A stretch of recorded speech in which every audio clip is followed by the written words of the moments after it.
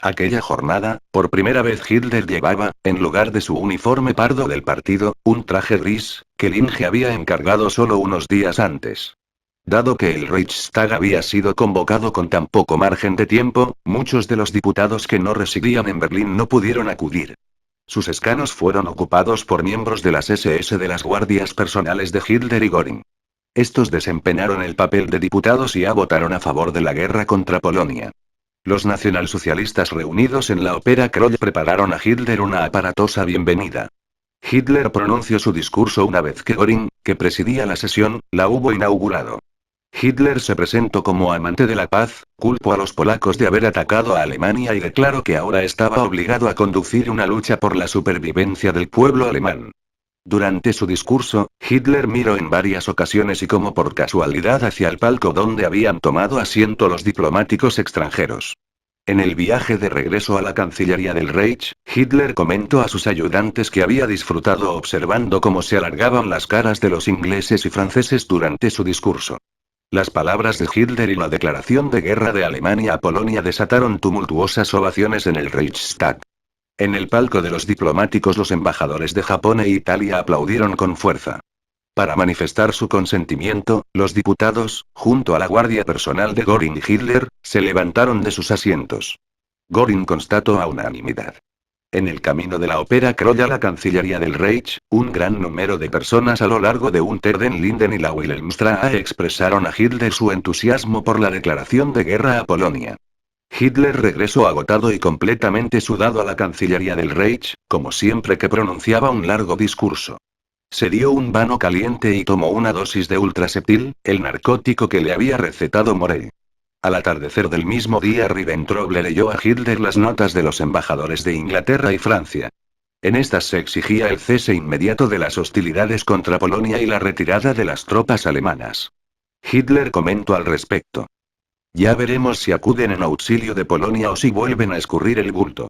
La mañana del 3 de septiembre Henderson y Coulondre hicieron entrega a Ribbentrop 60 notas en las que se declaraba que Inglaterra y Francia se hallaban en estado de guerra con Alemania.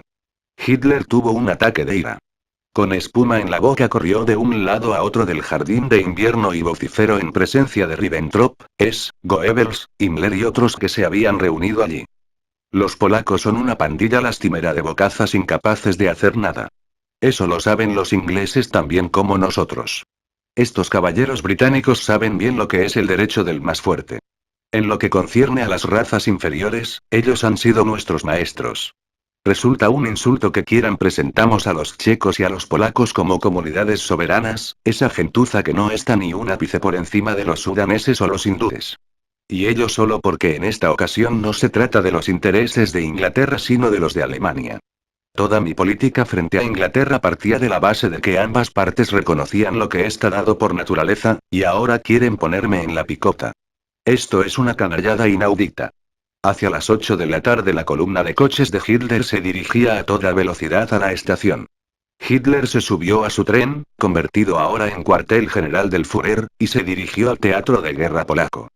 Hitler y su Estado Mayor se instalaron en el campo de maniobras de Grossborn, en Pomerania, junto a la frontera con Polonia. Las operaciones bélicas contra el país vecino se llevaron a cabo siguiendo el plan que había elaborado Alder, el jefe del Estado Mayor General alemán. A las 3 semanas de iniciarse guerra en Polonia, solo quedaban las ruinas de Varsovia, aldeas y ciudades calcinadas, campos arrasados, prisioneros de guerra y una población que sufría hambre y miseria. El gobierno polaco había dejado a la población en la estacada y se había trasladado a Londres. Los soldados de las SS de la escolta personal de Hitler se creían los amos de la situación, al igual que el resto de fuerzas alemanas. Sin embargo, debían estar alerta ante los actos desesperados que los patriotas polacos podían llevar a cabo de manera individual. A pesar de las medidas represivas tomadas por las fuerzas de castigo germanas, el pueblo polaco no se rindió y luchó por su independencia. Un día, cuando Hitler volvía de una inspección en Polonia a su cuartel general de Campana, un grupo de patriotas polacos tiroteó los vehículos de la columna del Führer en la que circulaban los soldados de las SS pertenecientes a la guardia personal de Hitler. A raíz de este incidente, Ogl, el jefe de la sección policial en el Estado Mayor de Hitler, celebró una reunión en la que se trató de la necesidad de reforzar la protección de Hitler. A la reunión asistió también el barón von Alvensleben, el jefe del Estado Mayor de Himmler. Tras el encuentro, von Alvensleben invitó a Ohl, Linge y otros miembros de las SS del Estado Mayor de Hitler a visitar un campo de concentración cerca de Grossborn, para echar una ojeada a las bestias polacas. El comandante del campo, un mayor, los guió por las barracas donde los polacos yacían amontonados en medio de la suciedad. Los presos cuya cara no gustaba a von Alvensleben eran azotados en el acto por los soldados de guardia. En esto participaba también von Alvensleben en persona. El aristócrata y latifundista daba patadas a los prisioneros medio desmayados a causa de los golpes, al tiempo que gritaba que a estas bestias hay que tratarlas así, para que se enteren de quién es su amo. A la hora de la despedida, el comandante les rogó que volvieran a visitarlo. Él se encargaría de organizar nuevos espectáculos entretenidos. En la Polonia ocupada por los alemanes se levantó una administración colonial dirigida por el gobernador general Hans Frank. Frank era un viejo cómplice de Hitler de los años de la fundación del Partido Nacionalsocialista. Abogado de profesión, había defendido a Hitler cuando este fue acusado en noviembre de 1923 de organizar el golpe nacionalsocialista en Múnich. Antes de 1933, Frank había defendido a miembros de la SA procesados por asesinar a comunistas y otros alemanes de izquierda. Después del acceso al poder de Hitler, Frank fue nombrado por sus méritos presidente de la Academia de Derecho Alemán, Akademie für Deutsches Recht. La actividad de Frank en Polonia consistió sobre todo en celebrar orgías en el Castillo Real de Cracovia y en organizar el asesinato en masa de seres humanos en los campos de concentración de Auschwitz y Majdanek. Volviendo de la campana de Polonia, el tren especial de Hitler se detuvo en una estación. Había en esta un tren hospital estacionado en una vía muerta. Hitler expresó el deseo de visitar a los heridos. Recorrió los vagones que ocupaban los soldados heridos y puso una cara de fingido pesar. Hitler no volvió a visitar durante toda la guerra un hospital de campana o un tren enfermería. Lo justificaba diciendo que un jefe de tropas no podía darse el lujo de sentimentalismos. El aniversario del golpe nacionalsocialista que Hitler había organizado en Múnich en 1923 se celebró el año 1939 en medio de un ambiente belicista. No obstante, ni los ingleses ni los franceses, que se hallaban en estado de guerra con Alemania, habían emprendido nada que pudiera interpretarse como una acción bélica contra Alemania. Para su encuentro con los viejos combatientes en la cervecería de Múnich, Hitler no escogió la camisa parda que siempre llevaba en esa ocasión, sino su traje militar de color gris, sobre el cual se colocó la medalla de la Orden de la Sangre. El evento comenzó esta vez con una hora de antelación, ya que Hitler tenía que volver de inmediato a Berlín. Hitler pronunció un breve discurso ante los reunidos en la taberna. Explicó lo feliz que se sentía liderando la lucha del pueblo alemán. En medio de atronadores gritos de él, Hitler abandonó la reunión y se dirigió a la estación, donde su tren ya estaba preparado. Por el camino, poco antes de llegar a Nuremberg, se recibió una comunicación radiofónica que decía que tras la partida de Hitler se había producido una explosión en la cervecería. No se anunciaron más detalles. En la estación de Nuremberg el alcalde Liebel y el prefecto de la policía de la ciudad, Martin, aguardaron con angustia la llegada del tren de Hitler. Ambos subieron a su vagón. Allí los recibió Linge. Martin pidió a Linge que informara de inmediato al Führer de que le traía una noticia urgente. Hitler, que acababa de enterarse de la comunicación radiofónica recibida, salió al pasillo y preguntó a Liebel y Martin sin demora. ¿Qué ha sucedido? Mein Führer, respondió Martin. Acabo de recibir de Múnich la noticia de que se ha cometido un atentado contra su persona. Más o menos una hora después de que usted abandonara la reunión de la cervecería, se ha producido allí una fuerte explosión. Las personas que aún se encontraban en la sala han quedado sepultadas bajo el techo, que se ha desplomado. Hitler empalideció. Tratando de tomar aire preguntó. ¿Dónde está Himmler? Martin respondió que Himmler se había quedado en Múnich y que estaba dirigiendo personalmente las investigaciones. Hitler se alteró todavía más y ordenó que Himmler permaneciera en Múnich hasta que se hubiera capturado a todos los criminales implicados en el asunto. A continuación, ya más calmado, añadió. Dígale que proceda sin miramientos y que erradique hasta el último integrante de la banda. Liebel y Martin volvieron a bajar del tren. La noticia del atentado fallido contra Hitler se difundió rápidamente por todos los vagones. El Führer fue felicitado por su milagrosa salvación y él respondió diciendo que estaba bajo la especial protección de la Providencia.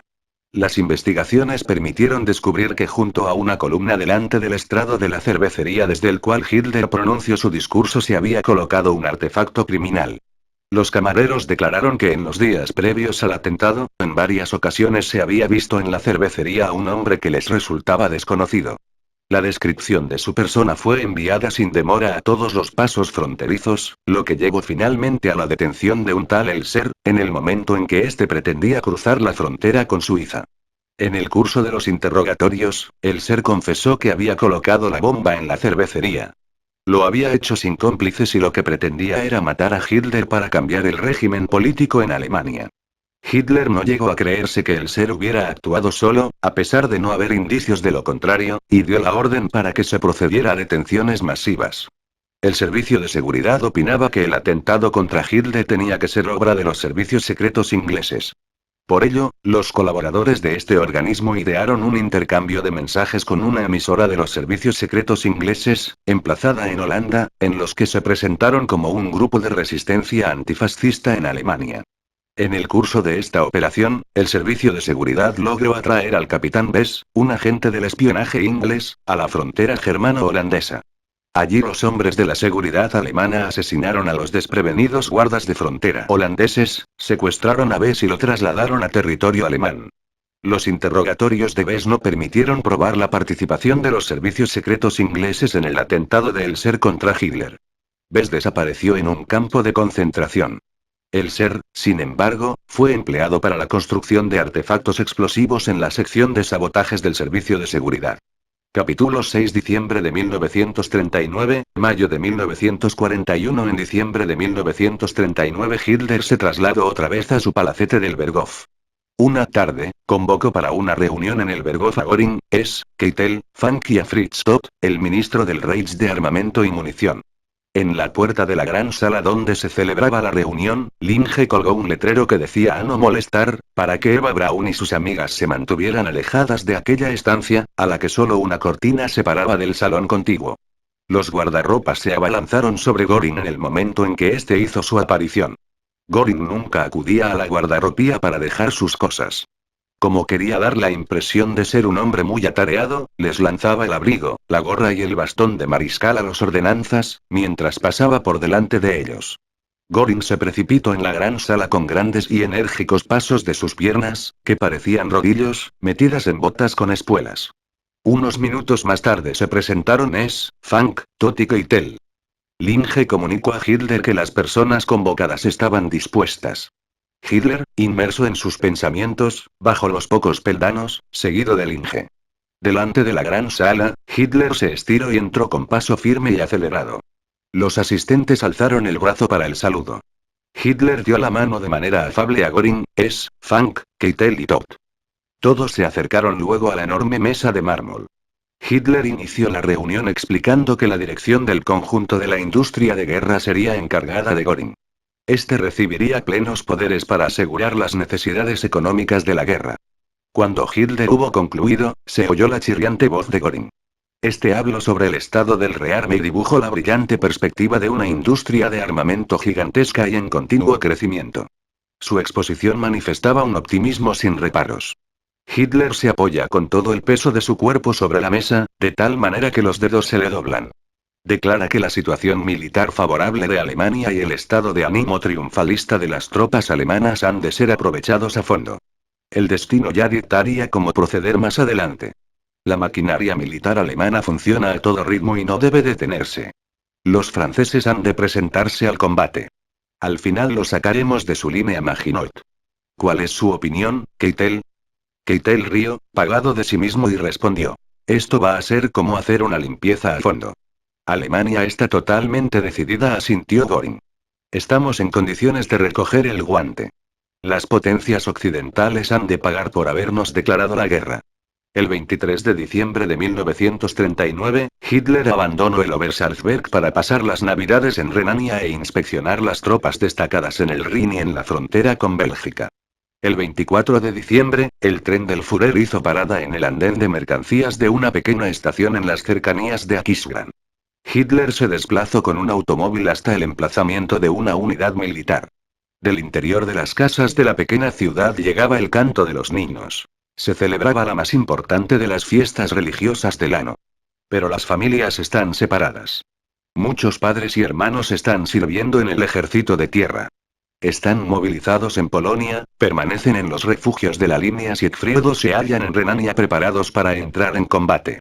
Una patrulla de las SS recorre con paso lento los 14 vagones del tren de Hitler. También se ha presentado la policía ferroviaria. Detrás de la locomotora y al final del tren se hallan, respectivamente, 2 vagones dotados cada uno con 2 piezas de artillería antiaérea de 4 cánones, que han de servir para repeler un posible ataque desde el aire. Estos vagones continuaron integrados en el tren de Hitler durante toda la guerra. Los soldados de la artillería, cubiertos con gruesos abrigos, miran hacia la oscura y helada noche, al tiempo que se apoyan sucesivamente en uno y otro pie, para entrar en calor. En la carretera de acceso al tren de Hitler se oyen los potentes motores de los todoterrenos de 3 ejes, que se acercan con sus focos atenuados. Linge desciende del vagón. El coche de Hitler sube al andén. De repente, Linge oye un grito. Sobre el guardabarros del segundo coche, que sigue al de Hitler, está sentado Bormann, con la cabeza vuelta hacia atrás, borracho y vociferando una canción que ha hecho furor en los carnavales renanos. Linge abrió la portezuela para ayudar a Hitler a descender del automóvil. Bormann se baja del guardabarros del segundo coche y se dirige tambaleándose hacia donde está el tren. Bormann se cruza en el camino de Hitler. Mein Führer, este no es su vagón, balbucea. No, Mein Führer, este evidentemente no es su vagón. Este está más atrás. Linge explica que están delante del vagón de Hitler. Por lo tanto, dice Hitler. Yo estaba en lo cierto, evidentemente, es mi vagón. Bormann se endereza la gorra, que se le había ladeado, y con mucho esfuerzo logra subir al vagón vecino. Instantes más tarde, Bormann aparece en el pasillo del vagón de Hitler. Se acerca al compartimento del Führer luciendo una sonrisa estúpida. Lleva consigo un pequeño árbol de Navidad. Eva Braun lo había decorado en el Obersalzberg y había pedido a Bormann que se lo entregara a Hitler el día de Navidad. Bormann da a entender al Inge, mediante muecas, que se trata de una sorpresa para Hitler. De repente el árbol se le cae de las manos. Las nueces y las bolitas de cristal se sueltan de las ramas y se desparraman por el suelo.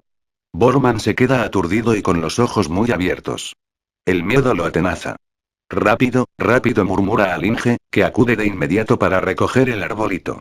A continuación, Bormann se acerca con prudencia al compartimento de Hitler y le entrega a este una carta de Eva Braun y el arbolito de Navidad. El Reichsleiter nacionalsocialista, que, de lo borracho que está, apenas logra mantenerse de pie, le desea al Führer en el nombre del partido una feliz Navidad. El tren de Hitler se dirige a la localidad de Bad Ernst. En este balneario está emplazado el regimiento de infantería motorizada del Leibstandarte Adolf Hitler. Una vez llegado a Bad Ernst, Hitler partió en su coche al balneario donde los hombres del Leibstandarte celebraban la Navidad. Le recibió Sepp Dietrich, el comandante de aquella unidad.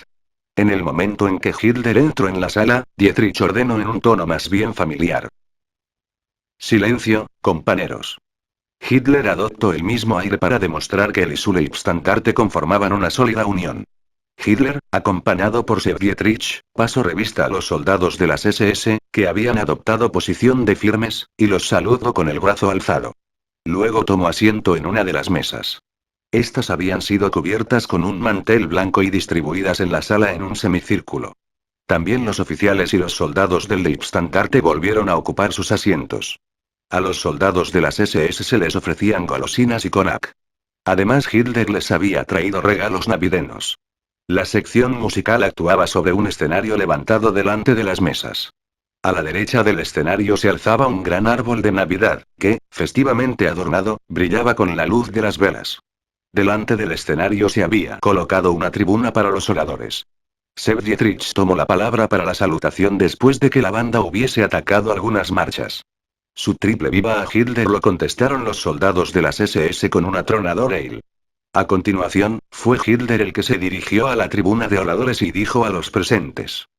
Vosotros, soldados del Leibstandarte, que os halláis en la muralla del oeste con el objetivo de conquistar espacio vital para Alemania. Es nuestro derecho vital ir más allá de nuestros estrechos límites.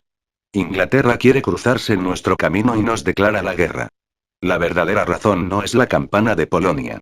La verdadera razón son los plutócratas, que llenos de envidia ven cómo prospera nuestra economía. El pueblo inglés ya ha conquistado un gigantesco espacio vital. Yo acabaré con el dominio inglés. El futuro pertenece a los alemanes, no a los ingleses, que ya manifiestan síntomas de demencia senil. Vosotros, los soldados de mi Leibstandarte, sois los elegidos por el destino, la garantía para la victoria de Alemania. El discurso de Hitler fue respondido por un aplauso ensordecedor. Una y otra vez se oyeron los gritos de Sieg Heil. Sieg Heil. Seguidamente, Hitler volvió a tomar asiento entre la audiencia. La banda de música tocaba alegres marchas mientras a los soldados de las SS se les servía ponche. Siguieron diversos números humorísticos en los que se ridiculizaba a los miembros del gobierno inglés. Chamberlain aparecía con una cara estulta y hurana, siempre con el paraguas colgado del brazo. Hitler se despidió muy emocionado de sus tropas. Desde Baden se dirigió de vuelta al Obersalzberg, donde, junto a Eva Braun, celebró la llegada del año 1940.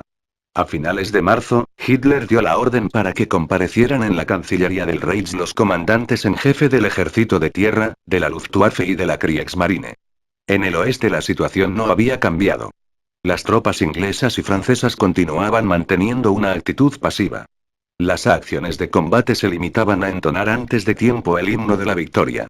En la línea Siegfried ponemos nuestra ropa a secar, cantaban. En la reunión con Hitler participaron Göring, Keitel, Alder, Hodel, Brauchitsch, Raeder y el general Falkenhorst. En ella se discutió el plan para la ocupación de Noruega y Dinamarca.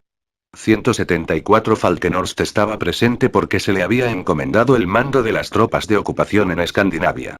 Después de la reunión, Hitler invitó a Göring y Raeder a comer. Los tres almorzaron en el comedor del Führer. De las conversaciones que se mantuvieron en la mesa podía deducirse que Raeder veía con ojos críticos la ocupación de Noruega, porque temía la respuesta de la flota inglesa y preveía importantes pérdidas alemanas. A ello respondió Hitler. Si alguna vez la Marina de Guerra alemana ha tenido una razón de ser, es esta. No permitiré que la flota se oxide en los puertos como en los tiempos de Guillermo II. Prefiero arriesgarme a perderla. Aunque nuestros cruceros sean hundidos, habrán cumplido una importante misión. Escribirán una página gloriosa en la historia de la Marina de Guerra alemana. Göring apoyó a Hitler y subrayó la necesidad de conquistar Noruega. Este país debía convertirse, según sus palabras, en el portaaviones de Alemania en su lucha contra Inglaterra. Al final de la comida, Hitler estaba de excelente humor. En un tono relajado contó un episodio de los años anteriores a la toma del poder. Una vez, en 1925, le había llamado la atención un gentío aglomerado alrededor de su coche, que lo esperaba en la estación de Múnich. La gente se reía de un caballo que se comía con toda tranquilidad la paja que asomaba de un asiento roto del automóvil de Hitler. Este sintió tanto bochorno que prefirió ir caminando a su casa. Todos se echaron a reír con aquella historia. En los días que siguieron, en abril de 1940, comenzaron las operaciones terrestres de las tropas alemanas en Noruega y Dinamarca. Hitler comía bombones por decenas. Esto es alimento para los nervios, explicó Allinge. El meteorólogo del Ministerio del Aire, un recomendado de Göring, enviaba todos los días a la Cancillería del Reich un informe sobre las condiciones atmosféricas. El inicio de la operación en Noruega se había fijado en consonancia con sus pronósticos. Aquel pobre hombre, que no tenía ni la más remota idea de para qué se necesitaban sus informaciones, falleció poco después de la ocupación de Noruega. Hitler bromeaba sobre el asunto. Cuando se enteró de para qué servían sus pronósticos, le dio un ataque. El plan de Hitler resultó un éxito. Noruega y Dinamarca fueron ocupadas. La flota inglesa se presentó ante la costa noruega. A pesar de toparse con una fuerza naval alemana ridículamente débil, formada en su mayoría por buques minadores y torpederos, no entró en combate y regresó a Inglaterra. Cuando más adelante la flota inglesa volvió a presentarse ante las costas de Noruega, tuvo que enfrentarse a unos hechos consumados. Los alemanes pudieron desembarcar sus tropas en Noruega sin que los ingleses les pusieran el menor obstáculo. Más tarde, los propios ingleses intentaron desembarcar en Noruega. En Trondheim llegó a tierra un número irrelevante de fuerzas, que pronto fueron aniquiladas por los alemanes. Entre las pertenencias de los oficiales ingleses se hallaron instrucciones secretas para la realización de la operación de desembarco. Estas contenían indicaciones muy precisas, por ejemplo, acerca de la dirección en la que debían marchar los soldados ingleses después del desembarco, hacia la izquierda o hacia la derecha, cómo debían sostener sus armas y otras instrucciones por el estilo. En las órdenes también se describía, y de manera exacta, la impedimenta que las tropas inglesas llevaban consigo. Esta se componía principalmente de víveres y de aparatos de gimnasia. Cuando Hitler tuvo noticia de todo esto, se echó a reír y comentó con ironía que los ingleses habían desembarcado en Noruega para hacer gimnasia, no para combatir. La Wehrmacht atacó a Francia en mayo de 1940, una vez culminada la ocupación de Dinamarca y Noruega. El 10 de mayo, el primer día de la ofensiva, Hitler partió de Berlín hacia su cuartel general, bautizado con el nombre de Nido en las Rocas, Felsenest, levantado en un monte junto a la localidad de Euskirchen, en Renania. 179. El búnker de Hitler estaba completamente bajo tierra, sin que pudiera verse en la superficie ningún tipo de elevación. Una red de camuflaje se había extendido sobre el acceso. Las habitaciones de Hitler, su dormitorio y su despacho, se habían amueblado al estilo de un puesto de campana. En el mismo refugio se instalaron también Keitel, los ayudantes Stmund Tieschau, así como Linge. A 30 o 40 metros había un comedor de oficiales construido con paredes de hormigón y 200 metros más allá, detrás de un bosque, se alzaba un barracón para las reuniones, hecho de madera y también cubierto por redes de camuflaje. Aquí se hospedaba Hodel. El terreno, con sus 3 edificaciones emplazadas sobre el monte, se rodeaba de una alambrada de espino. El conjunto fue bautizado como zona restringida primero. El resto del cuartel general de Hitler se situaba en la aldea junto al pie del monte. Las tropas alemanas penetraron a marchas forzadas en el norte de Francia, después de atravesar Bélgica y Holanda. Las unidades atacantes aislaron un número considerable de fuerzas enemigas, entre estas, el cuerpo expedicionario inglés, y lograron envolverlas en un movimiento de tenaza en Dunkerque. Los ingleses retrocedieron a toda prisa, mientras las tropas francesas cubrían su retirada. El cerco en torno a Dunkerque se hizo cada vez más estrecho. Como si se tratara de una batida de caza, la artillería y los carros de combate alemanes disparaban contra los ingleses, que huían en dirección a la costa sin orden y presa del pánico. En la playa, poco profunda, de Dunkerque los ingleses construyeron puentes auxiliares colocando camiones en el agua. De esta manera pretendían alcanzar sus barcos. Para escapar al infierno de Dunkerque, muchos arrojaron su impedimenta y sus armas, saltaron al agua e intentaron alcanzar los barcos a nado. El infierno de Dunkerque llegó a su punto álgido con los ataques incesantes de la Luftwaffe, que dominaba sin obstáculos el espacio aéreo. Los pilotos alemanes atacaban a los ingleses no solo en tierra sino también en el mar. Buques repletos de soldados ingleses se hundieron bajo una lluvia de bombas alemanas. Todo el armamento y los equipos que el cuerpo expedicionario inglés dejó atrás cayeron en manos de los alemanes. Los británicos abandonaron a sus aliados franceses a su destino para salvar el pellejo. Los franceses lucharon y cayeron por los británicos. El comandante del cuerpo expedicionario inglés volvió a las Islas Británicas con los lamentables restos de sus tropas. Allí, Churchill lo condecoró con la Orden de Bath, la Orden del Vano, por la brillante victoria que habían obtenido las armas inglesas. En el entorno del alto mando alemán se hicieron muchos chistes acerca de lo adecuada que era la condecoración de Wavell, teniendo en cuenta el vano frío que se había dado en las aguas del Canal de la Mancha. La huida de los ingleses de Francia dio al alto mando alemán la posibilidad de transferir de inmediato importantes contingentes desde el área de Dunkerque al frente del Somme y del Oise. Este envío permitió romper, el 5 de junio, las defensas francesas en la ribera sur de ambos ríos y ocupar París el 14 de junio. Los prisioneros de guerra se expresaban de manera muy drástica sobre el comportamiento de los ingleses en Dunkerque.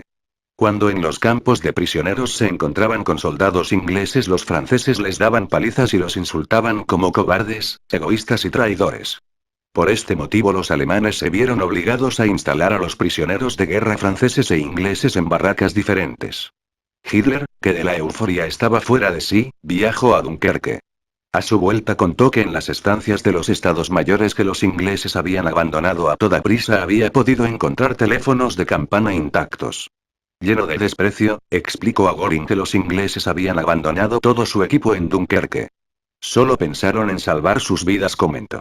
Desde luego, saben tratar a la gente a latigazos, pero en el campo de batalla son unos miserables cobardes. También Göring estaba muy animado. Mientras ambos esperaban el automóvil en el refugio, explicó a Hitler su última aventura. Días atrás había acudido a una taberna en Renania. Toda la clientela se había puesto de pie, excepto 2 sacerdotes católicos. A esos 2 les he dado una buena lección. Los he mandado a un campo de concentración, explicó Göring entre risas. Además he ordenado poner allí una estaca con una vieja gorra mía. Ahora han de desfilar todos los días por delante de ella y ensayar el saludo nacionalsocialista. Hitler se rió y dio unas palmadas al hombro de Göring con un gesto benevolente. Al final del encuentro, Göring estrechó la mano de Hitler, levantó su bastón de mariscal, se sentó en el coche y se dirigió al cuartel de su Estado Mayor. Antes de que acabara el mes de mayo ya era previsible la derrota total de Francia. En aquellos días Hitler recibió una carta de Mussolini, su aliado del Eje. La misiva escandalizó a Hitler, sobre todo porque Italia, después de haberse mantenido al margen durante meses, ahora quería entrar en guerra a toda costa. Para no tener que repartir el botín con Mussolini, Hitler respondió que de momento no necesitaba a Italia, dado que Francia ya se había rendido a sus pies. Hitler respondió a la petición de Mussolini diciendo que había que postergar la entrada de Italia en guerra hasta que la Luftwaffe hubiera destruido los aeródromos del sur de Francia, lo que facilitaría las operaciones militares de las tropas italianas. Al poco tiempo, no obstante, y sin tener en cuenta los argumentos convincentes de Hitler, Italia declaró la guerra a Francia. Tal era el consenso con el que actuaban los socios del Eje Berlín-Roma. A Hitler le preocupaba la cuestión de los objetivos ocultos que perseguía Mussolini, dejando de lado el de querer asegurarse su parte en el botín francés. ¿Gibraltar? ¿Malta? ¿O quizá quería la marina italiana atacar Suez? A finales de mayo, Hitler encargó a Ribbentrop que convocara al embajador italiano, Alfieri, y que lo hiciera ir desde Berlín a Bad Godesberg, al Hotel Dresden. Hitler ordenó que Alfieri fuera recibido como si se tratara de un parlamentario enemigo. El día del encuentro se retiraron incluso los postes de señales en la ruta de Alfieri, para que éste no pudiera averiguar que estaba en Euskirchen, a 1 hora y media en coche de Bad Godesberg. En el camino a la entrevista con Alfieri, Hitler parecía irritado. Quería enterarse a cualquier precio de lo que estaban tramando los italianos, porque desde la declaración de guerra, el alto mando italiano no había hecho el menor gesto para intervenir activamente en las acciones bélicas. La entrevista de Hitler con Alfieri en el Hotel Dresden duró aproximadamente 1 hora. Desde la estancia donde se celebraba, pudo oírse al poco rato la voz irritada de Hitler, que cubrió a Alfieri con reproches airados. Descargó toda su cólera en el vocifero que no podía entender por qué Italia actuaba de una manera tan pasiva. ¿Puede usted explicármelo? ¿Puede usted darme por fin una respuesta clara? Esto no puede continuar así. Gritó. En su Estado Mayor se sabía que Hitler no estaba irritado por la pasividad italiana, sino porque Mussolini había declarado la guerra a Francia contraviniendo su voluntad. Alfieri abandonó el hotel consternado y deprimido. Poco después, también Hitler abandonó el lugar. El Führer mantuvo un silencio enfurruñado durante la cena en el cuartel general. Keitel, Hodel, Bormann, Dietrich, Ewell, Othmann, Morelli y los ayudantes intercambiaban miradas furtivas. Othmann, aquel bufón de la corte, logró poco a poco espantar por fin la tristeza de Hitler. Keitel, Hodel, Bormann y Ewell se quedaron después de la cena. En su presencia Hitler volvió a airear su enfado y explicó. La declaración de guerra, que tanto habíamos necesitado el otoño pasado, la condiciona Víctor Manuel a que Mussolini otorgue al príncipe heredero el mando de las Fuerzas Armadas. El Duce, evidentemente, se ha negado a esto. Los presentes eran conscientes de lo que Hitler quería decir. Humberto, el príncipe heredero, era un notorio anglófilo. Hodel asintió con fervor. Por descontado, mein Führer. Usted siempre ha dicho. Apunto porque el Duce no barre sin más a toda esa dinastía de los Saboya. Mussolini no tiene una tarea fácil con ellos, respondió Hitler. Las Fuerzas Armadas apoyan al rey, la Iglesia está de su lado, la corte solo está preocupada por las intrigas y en el partido fascista hay demasiados arribistas. Hodel opinó que los italianos al menos deberían ponerle difíciles las cosas a la flota inglesa en el Mediterráneo. Le he preguntado a Alfieri, continuó Hitler. Acerca de los planes de Italia. Hemos estado esperando todo este tiempo un ataque del ejército italiano. El embajador se quedó sin habla. Estaba claro que no tenían ningún plan serio. A mi pregunta categórica de por qué los italianos permanecían tan pasivos, Alfieri respondió con insolencia que en el frente estaba lloviendo. Keitel intervino escandalizado. ¿Pero qué está tramando Mussolini? También Bormann se hizo oír con exclamaciones asombradas y despreciativas. Al final de la conversación, Hitler comentó que la pasividad de los italianos también tenía su lado bueno, pues permitía refrenar las ambiciones respecto a Francia. A principios de junio, el cuartel general de Hitler fue trasladado de Euskirchen a Brûlis-de-Pesche, al norte de Rocroi cerca de la frontera franco-belga. 190 Por indicación de Hitler, este cuartel general se conoció como a Desfiladero del Lobo, Wolfsschlucht. De esta manera, la palabra Wolf, lobo, el apodo de Hitler, se utilizó por primera vez como nombre de uno de sus cuarteles generales. El Desfiladero del Lobo se hallaba en medio de un pequeño bosque. Este cuartel general se había edificado a toda prisa y tenía un carácter provisional. Hitler vivía en una barraca de madera aislada, donde también estaban instalados Bruckner, Eschtmund y Tillinge. Al lado se encontraba un refugio de hormigón de un solo compartimento. El comedor estaba a unos 80 o 100 metros de la estancia de Hitler. Keitel, Hodl y Bormann, así como el resto del Estado Mayor, se habían instalado en la escuela y en las viviendas previamente evacuadas de aquella aldea francesa.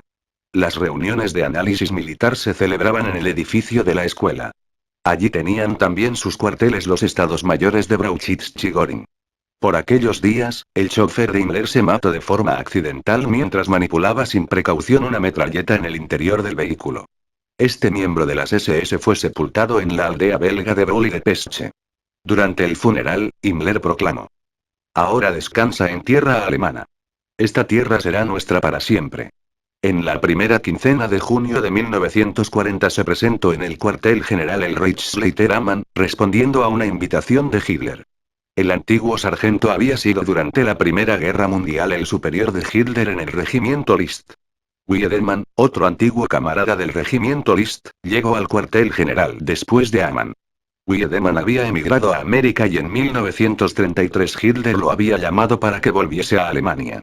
Como testigo ocular de los hechos heroicos de Hitler durante la Primera Guerra Mundial, se le encomendaba cantar las glorias de este por todo el país. Junto a Amann y Wiedemann, Hitler quería visitar lo que habían sido las posiciones del regimiento List. En un todoterreno de la marca Krupp y acompañados por un convoy de escolta salieron del cuartel general. La columna de automóviles de Hitler recorrió a toda velocidad las carreteras francesas, cruzó ciudades y aldeas, pasando por delante de ruinas, sepulturas recién cavadas y campos surcados por las granadas. Los refugiados que retornaban se apartaban cuando veían aparecer la columna de Hitler y sus sirenas ululantes. También se encontraron con grupos de agotados prisioneros de guerra franceses. Con la ayuda de mapas, Hitler intentó hallar los lugares donde el regimiento List había combatido o donde había estado acuartelado. En las cercanías del Chemin des Dames, dio la señal de parar. Todo el grupo descendió de los vehículos. El Führer atravesó con rapidez los campos y se detuvo junto a unas trincheras medio derruidas. Señaló unos fosos llenos de basura y alambre de espino oxidado, manifestando algo parecido a una alegría por el reencuentro. Recordó lleno de orgullo que en aquel lugar él había servido como correo. Hitler revivió literalmente. Hacía tiempo que no se le veía así. Al atardecer del 15 de junio de 1940, se recibió en el cuartel general de Hitler la noticia de que se esperaba que el gobierno francés hiciera una propuesta de armisticio.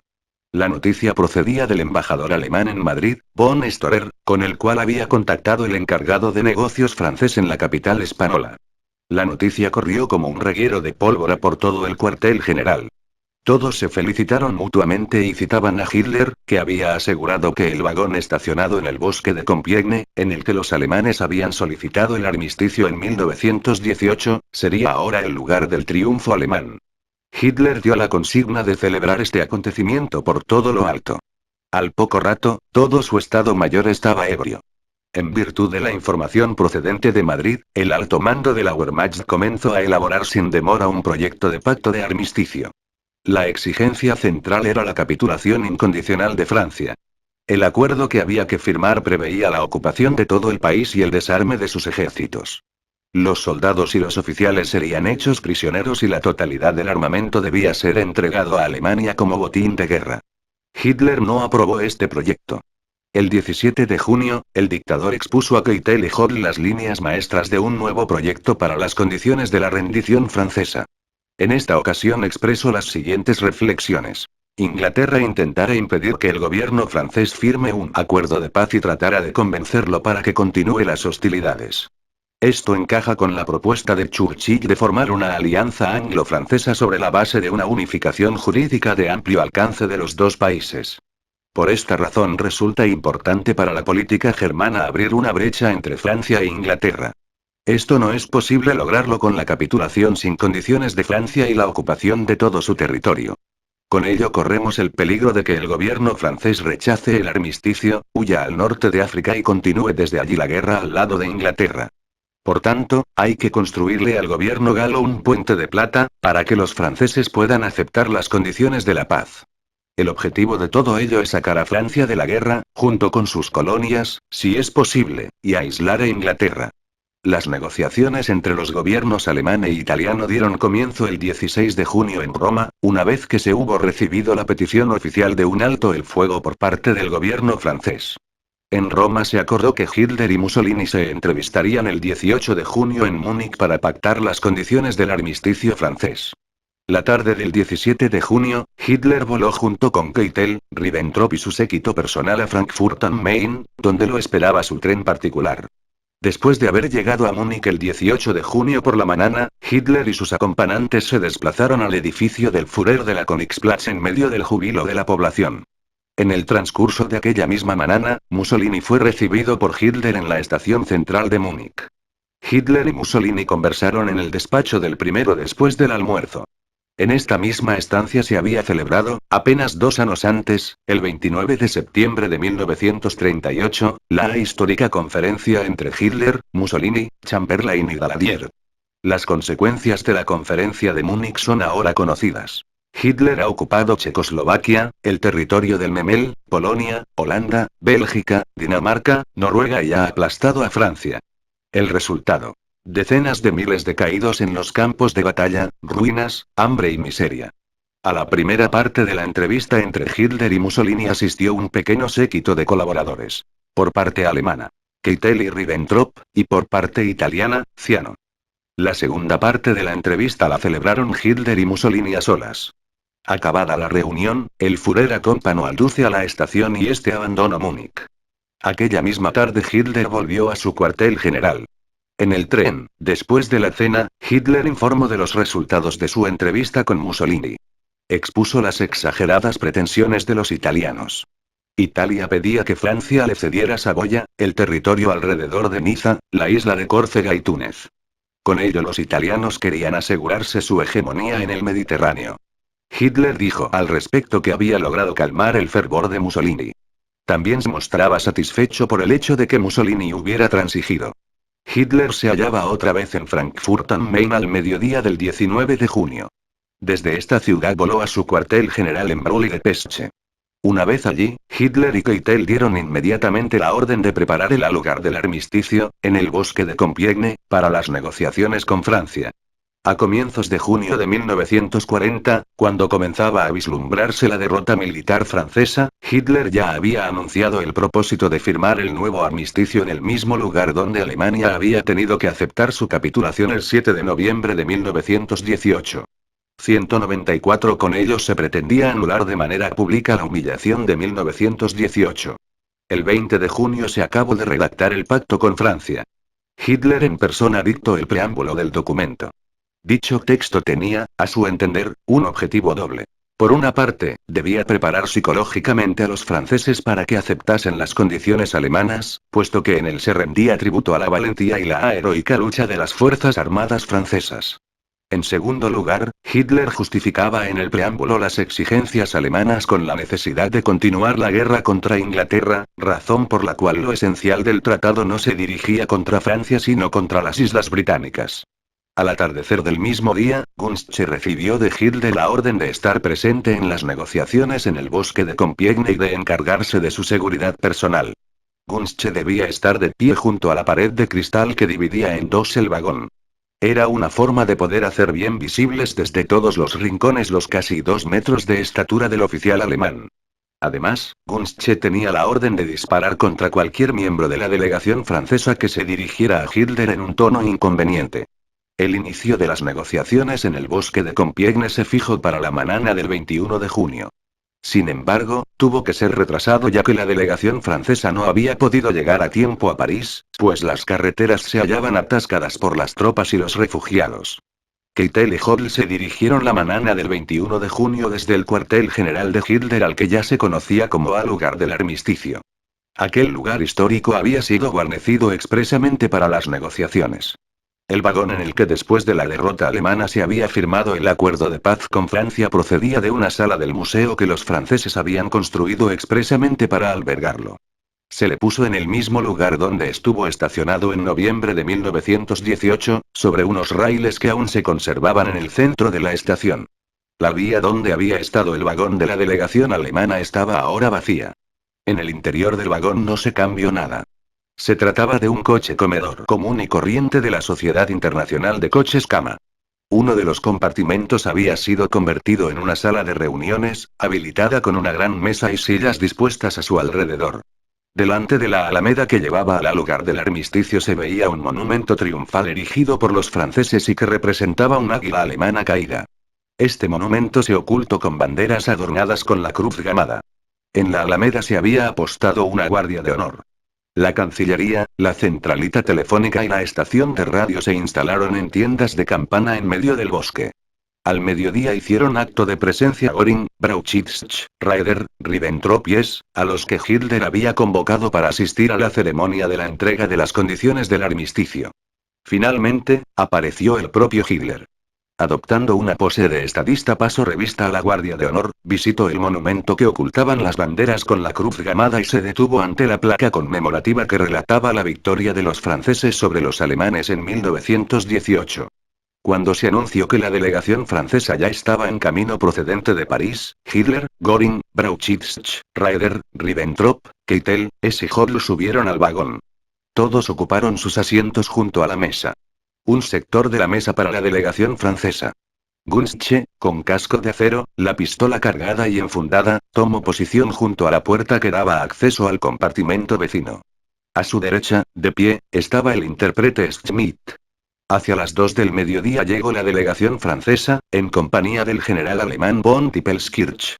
La integraban el general Unziger, como jefe de la delegación. El general Parisot, del ejército de tierra. El general Bergeret, de la aviación. El vicealmirante Leluc, de la marina y el embajador Noel. La delegación francesa descendió de los coches a la entrada de la Alameda y fue conducida al vagón, pasando por delante del monumento disimulado y la guardia de honor. Cuando los militares franceses entraron en el furgón, Hitler y sus acompañantes se levantaron en silencio de sus asientos. Los franceses se detuvieron con espanto. No habían esperado encontrarse con un desfile de toda la cúpula alemana. Sin decir una sola palabra y con semblante severo, Hitler les indicó que tomaran asiento con un breve gesto de la mano. Keitel se puso en pie en cuanto todos se hubieron sentado. Con calma se colocó su monóculo y dio comienzo a la lectura del preámbulo. El intérprete Schmidt traducía al francés. A continuación, Keitel entregó al jefe de la delegación francesa, el general Unziger, el texto del tratado y también un mapa de Francia donde se habían dibujado las líneas de demarcación entre la zona ocupada y la zona no ocupada del territorio francés. Con ello concluía la entrega formal de las condiciones del armisticio. Hitler, Göring, Brauchitsch, Raeder, Ribbentrop y Hess se levantaron de sus asientos y abandonaron el vagón. Solo se quedaron Keitel y Hodel, para llevar las negociaciones con la representación francesa, además de algunos colaboradores y el traductor Schmidt. La banda entonó el himno alemán en el momento en que Hitler descendió del coche. Keitel y los otros alemanes que se habían quedado en el furgón saltaron de sus asientos y alzaron el brazo para el saludo fascista. Keitel cantó el himno y los otros alemanes del vagón lo imitaron. También los franceses se levantaron de sus asientos. Un miembro de la misión francesa tenía lágrimas en los ojos. Hitler no esperó los resultados de las negociaciones, sino que aquel mismo día se trasladó en avión a su cuartel general. Cuando Hitler hubo partido, Keitel instó a los franceses a que tomasen nota del texto del pacto de cese de las hostilidades. El jefe de la delegación, Unziger, pidió a Keitel poder comunicarse por teléfono con el gobierno francés en Burdeos. Al principio, Keitel reaccionó con evasivas, porque temía que las negociaciones fueran a retrasarse. Declaró que los representantes franceses debían tener los poderes para negociar con autonomía. Unziger confirmó que ellos tenían esos poderes, pero recalcó que las condiciones del armisticio decidían sobre el destino del pueblo francés, razón por la cual consideraba necesario informar de ellas al gobierno de su país. Al mismo tiempo, señaló que en 1918 a la delegación alemana se le había concedido la autorización para consultar con su gobierno. Keitel cedió. Unziger entró en comunicación con el comandante en jefe francés, el general Weygand, en Burdeos. El intérprete Schmidt estuvo presente en la conversación. Lo primero que Weygand preguntó a Unziger fue dónde se encontraba. Este replicó. Ya te lo puedes imaginar. A lo que Weygand respondió. Pobre amigo mío. A continuación Weygand se hizo informar acerca de las condiciones de paz. Unziger le comentó que eran duras, para luego pasar a enumerarlas punto por punto. Weygand prometió que daría una respuesta clara inmediatamente después de informar a Pétain. Las negociaciones en el vagón continuaron. En el curso de estas, Unziger preguntó a Keitel qué condiciones pensaba plantear Italia. Expresó su temor de que las pretensiones italianas fueran duras e injustas. Keitel contestó con evasivas y explicó que no conocía las demandas italianas. Las negociaciones entre italianos y franceses se iniciarían en cuanto se firmara el tratado franco-alemán. Visiblemente agitado, Unziger respondió que Francia en realidad no necesitaba un alto el fuego con Italia, pues, de hecho, este se había mantenido en vigor desde la declaración de guerra italiana. En el caso de que las exigencias italianas lesionaran el honor de Francia, su gobierno haría caso omiso de estas. El tono del general Unziger se hizo especialmente severo, subrayando cada una de sus palabras. No lo vamos a consentir. Se produjo entonces una situación embarazosa. En el lugar del armisticio del bosque de Compiègne hizo su aparición inopinadamente el agregado militar italiano en Berlín. Este comenzó a interrogar a un oficial alemán sobre la marcha de las negociaciones. Hubo que hacer más de un esfuerzo para evitar que el general italiano fuera visto por la delegación francesa. Al atardecer del 22 de junio, Keitel dio un ultimátum a los franceses. En un escueto escrito exigió a Unziger que le comunicase en el plazo de 1 hora si la delegación francesa estaba dispuesta a aceptar las condiciones del armisticio. De lo contrario, los alemanes darían por finalizadas las negociaciones y reanudarían las hostilidades con toda su intensidad. De inmediato, Unziger transmitió el contenido de la carta a Pétain, en Burdeos. No había pasado ni media hora cuando Unziger declaró que la delegación francesa estaba dispuesta a firmar el tratado de paz. El 24 de junio, Hitler invitó a Keitel, Jodl, Bormann, Ewell, así como a sus ayudantes y a otras personas del cuartel general, a una velada en el comedor de oficiales. El Führer estaba de un humor excelente.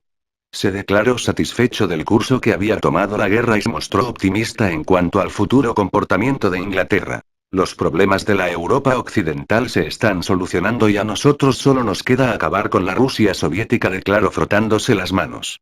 A medianoche, los invitados de Hitler escucharon por radio el discurso de Goebbels, el cual se mezcló, al principio y al final, con un estrépito propio de los campos de batalla. La audiencia creía que se trataba de una transmisión directa desde el frente, pero aquellos ruidos de fondo procedían en realidad de los estudios radiofónicos de Berlín. En octubre de 1940, Hitler decidió entrevistarse con Franco para negociar una participación de la España franquista en la guerra. El encuentro con Franco se celebró en el tren de Hitler en la estación ferroviaria de Hendaya, en las cercanías de Biarritz. La entrevista duró unas 4 horas y en ella tomaron parte Hitler, Keitel, Franco, Serrano Suner, ministro de Exteriores español, y el intérprete Schmidt. En esta reunión se trató de la conquista de Gibraltar, el enclave británico, según un plan elaborado por el Estado Mayor General alemán con el nombre cifrado Isabella-Félix. A continuación se tomaron las decisiones siguientes. La creación de 2 estados mayores. Un estado mayor táctico, que estaría bajo el mando del general alemán Lanz, y un estado mayor encargado de los abastecimientos, dirigido por el general alemán Heinecke. El envío al Marruecos español de 50 oficiales alemanes, vestidos de civil y provistos con pasaportes falsos y visados españoles. El Estado Mayor General alemán les había encargado la misión de comprobar si la red de carreteras del área de Gibraltar era apta para las unidades motorizadas y la artillería alemanas. Una división española comandada por el general Asensio ensayó en las cercanías de Algeciras el asalto a Gibraltar. Unidades de artillería alemanas en Francia ensayaron al noroeste de la ciudad de Besançon el bombardeo de enclaves similares a la Roca de Gibraltar. El Estado Mayor General español envió al Estado Mayor General alemán fragmentos de rocas del Penón de Gibraltar para que fueran analizadas en la oficina de armamento, Heereswaffenamt, del alto mando del Ejército de Tierra. Lleno de entusiasmo, Keitel describió una inmensa pieza de artillería fabricada por la empresa Krupp y que tenía un alcance de casi 200 kilómetros. Hitler había decidido ponerla a disposición de Franco para el bombardeo de Gibraltar.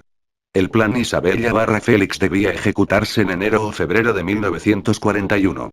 Pero Hitler rechazó la operación poco tiempo después y renunció también a la participación abierta de España en la guerra, porque había decidido atacar a la Rusia soviética en el plazo más breve posible. Hitler explicó que la entrada de España en la guerra hubiera hecho necesario defender la larga línea de costa de la península ibérica contra las maniobras de desembarco de los angloamericanos, lo que habría involucrado a un importante número de fuerzas alemanas.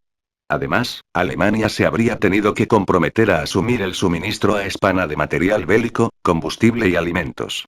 Una vez tomada la decisión de atacar la Unión Soviética según la Operación Barbarroja, parecía evidente que Hitler no quería crear un nuevo teatro de operaciones en la península ibérica. Le parecía más oportuna una neutralidad benévola por parte de España. La España de Franco, fingiendo ser neutral, autorizó la reparación y el suministro de los submarinos y de los demás navíos de guerra alemanes en los puertos españoles. España apoyó a la Luftwaffe, que tenía la misión de atacar a los barcos angloamericanos en el Atlántico, poniendo a su disposición aeródromos y estaciones de radio. En cuanto a la economía bélica, los suministros de wolframio y molibdeno procedentes de la península desempeñaron un importante papel para la industria de guerra alemana. Además, España ayudó a eludir el bloqueo económico impuesto a Alemania, importando desde América materias primas deficitarias que, luego, enviaba al Reich. De los informes del almirante Canaris, el jefe del servicio de contraespionaje en el alto mando de la Wehrmacht, sobre la ayuda que las autoridades españolas proporcionaron a los servicios de información alemanes, se desprende que el contraespionaje había levantado bases de apoyo en varios lugares de España con el consentimiento del gobierno de Franco. El espionaje alemán transmitía desde España hacia Berlín información valiosa sobre la distribución de las tropas del ejército de tierra y la marina ingleses, sobre las actividades de los servicios secretos británicos y americanos en España y en el Marruecos español, sobre las relaciones existentes entre círculos ingleses y americanos con las más altas autoridades de la Francia de Vichy y sobre el clima político que reinaba entre las tribus árabes en el Marruecos francés. En cuanto Francia hubo capitulado, el alto mando alemán dio la orden de preparar el desembarco en Inglaterra, siguiendo lo previsto en la Operación León Marino. La Marina de Guerra recibió la orden de procurarse y mantener preparados los medios necesarios para el desembarco. Con este fin, se ordenó a los comandantes de todos los ejércitos reunir la totalidad de navíos disponibles. Las tropas realizaban maniobras de desembarco. Al alto mando del ejército de tierra le fueron adscritos oficiales de la Marina en calidad de asesores. En aquellos días se mantenían concentradas en el oeste las dos flotas aéreas. Las de los mariscales de campo Sperle y Kesselring. En el momento de elaborar la Operación León Marino, el alto mando alemán defendía el punto de vista de que el factor principal de un desembarco exitoso era la superioridad de la aviación alemana sobre la inglesa. Hitler y sus generales compartían la idea de que la superioridad de la flota naval inglesa era compensada por la superioridad de la Luftwaffe. Se consideró una gran ventaja que la aviación alemana pudiera operar contra la flota inglesa en el Canal de la Mancha, cuya extensión entre Calais y Dover apenas alcanzaba los 30 kilómetros. Hitler retrasó la fecha del inicio del desembarco una y otra vez, porque tenía la esperanza de forzar a Inglaterra a un tratado de paz con la mera amenaza de una invasión. En su opinión, después de la derrota de Francia y del golpe que los ingleses habían recibido en Dunkerque, bastaría la amenaza de un asalto a las islas, junto con los ataques de los submarinos y los bombardeos de la aviación, para obligar a los ingleses a pedir la paz. A este respecto, Hitler dijo que si Churchill se ponía testarudo, él forzaría a Inglaterra a arrodillarse. Pero antes, tenía que acabar con la Rusia soviética. Cuando en el otoño de 1940 se reforzaron los preparativos para el ataque contra Rusia, se utilizó la Operación León Marino para disimular el cercano ataque a Rusia y el reagrupamiento de la Wehrmacht en dirección este. Hitler dio la orden de continuar durante todo el invierno los preparativos para la Operación León Marino, y dar así la impresión de que la invasión de Inglaterra se llevaría a cabo en la primavera de 1941. Al día siguiente de su entrevista con Franco, el tren de Hitler se detuvo en una pequeña estación ferroviaria, a 50 kilómetros al norte de Tours, en el sur de Francia.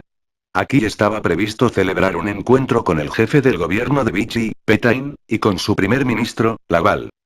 Hitler renunció a la arrogancia con la que se había enfrentado a los franceses en Compiègne, porque quería demostrar su deseo de colaborar con el gobierno de Vichy en clave política. Se dirigió al encuentro de Pétain y Laval en su automóvil. Después de haber recorrido un trecho del camino, Hitler descendió del coche y los esperó. Al poco rato, aparecieron Pétain y Laval, este último con su inevitable corbata blanca. Hitler trató al anciano Pétain de la misma manera que había tratado en su día a Hindenburg. A Laval, por su parte, lo trató como a un aliado. Con amabilidad, el Führer le ofreció a Pétain subirse con él a su automóvil. Pétain, un hombre ya frágil, pero que hacía esfuerzos por mantenerse erguido y actuar con energía, aceptó la oferta. Hitler subió a continuación. Laval y Keitel les siguieron en un segundo vehículo. Todos se dirigieron a la estación donde estaba detenido el tren de Hitler. Una compañía alemana rindió honores ante Pétain y Laval. Hitler, acompañado de sus huéspedes franceses, pasó revista a la guardia. A continuación subieron al tren. En el vagón salón de Hitler se celebró una entrevista en la que, además de Pétain y Laval, estuvieron presentes Keitel y el traductor Schmidt. El asunto del que se trató fue la inclusión de la totalidad de la industria francesa en la economía de guerra alemana. También se discutió la cuestión del apoyo que el gobierno de Pétain podía dar a Alemania en la guerra que ésta libraba contra Inglaterra. La entrevista se prolongó unas 2 horas. A continuación, Pétain, Laval y Hitler volvieron a pasar revista a la Guardia de Honor.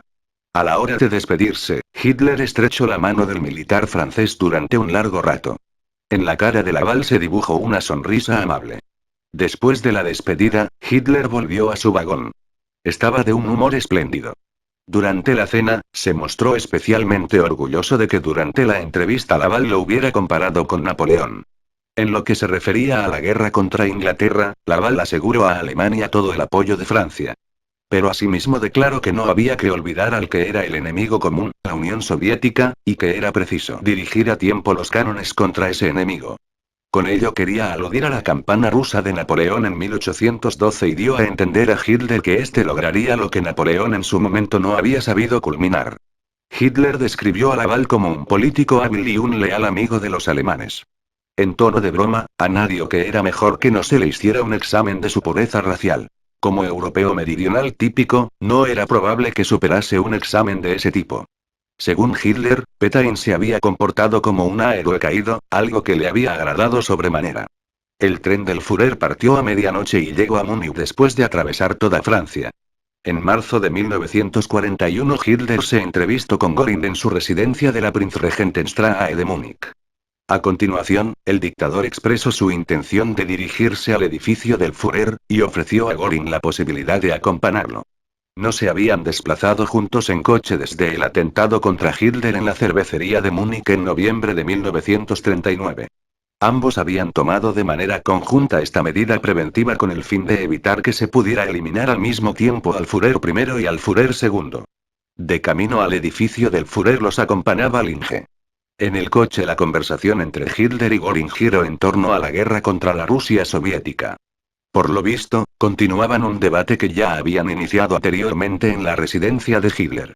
Este decía que aquella guerra no podía demorarse más. Göring, en cambio, opinaba que primero había que asegurar la retaguardia frente a los ingleses.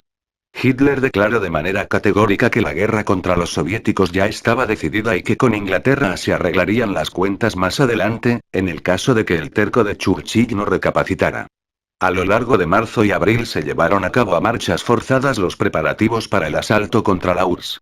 Importantes contingentes de tropas emplazadas en Francia, Bélgica, Holanda, Dinamarca y Noruega, preparadas para la invasión de Inglaterra según lo previsto por la Operación León Marino, fueron transferidas al este, hacia las proximidades de la frontera soviética.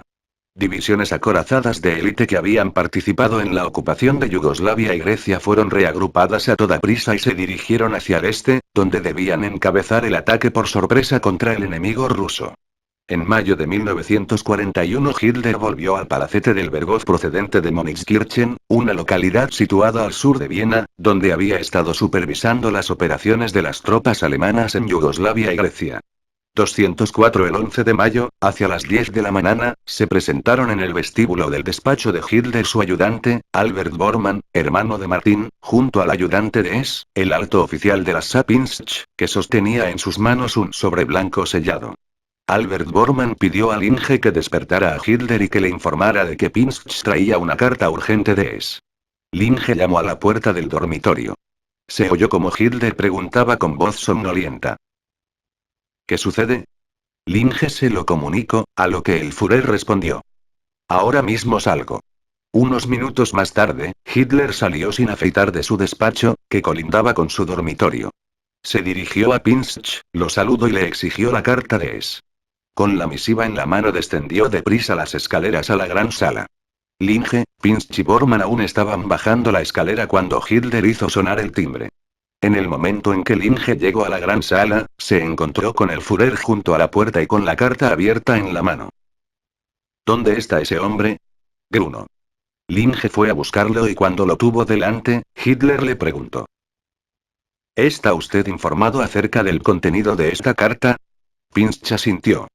Al salir de la estancia, Linge pudo ver cómo Pinsch y Hitler se acercaban a la gran mesa de mármol. Unos minutos más tarde volvió a sonar el timbre. Linge entró en la estancia. Hitler continuaba de pie al lado de la mesa. Junto a él estaba Pinsch. Hitler dijo. Que se presente Ogl. Ogl, el jefe de la sección policial en el Estado Mayor de Hitler, no tardó en presentarse. Hitler le ordenó detener a Pinsch. Ogl, que conocía bien a Pinsch, obedeció. Como se pudo saber más tarde, Pinsch, consternado, informó a Ogl de que estaba convencido de que Hess volaba a Inglaterra con el conocimiento y el consentimiento de Hitler. Por esta razón no comprendía en absoluto la razón por la que se le detenía.